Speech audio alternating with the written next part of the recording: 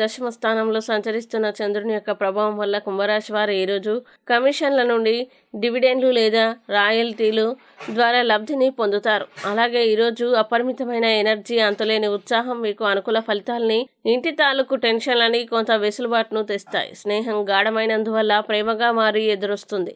ముఖ్యంగా ఈరోజు కొన్ని ఆధ్యాత్మిక పుస్తకాలని వారి ఖాళీ సమయాల్లో చదువుతారు. దీనివల్ల మీ యొక్క చాలా సమస్యలు తొలగించబడతాయి. మీ బెటర్ హాఫ్కు మీరంటే ఎంత ఇష్టమో ఈరోజు మీకు అనుభవంలోకి వస్తుంది. ఈరోజు మీకంటే చిన్నవారి దగ్గర నుండి నీటి యొక్క విలువని, ప్రాముఖ్యాన్ని తెలుసుకుంటారు. ముఖ్యంగా ఆరోగ్యాన్ని జాగ్రత్తగా ఉంచుకోవాలి. ఈరోజు అసహ్యత అనే భావన కలిగిన మీరు భారీ మూల్యం చెల్లించాల్సి వస్తుంది.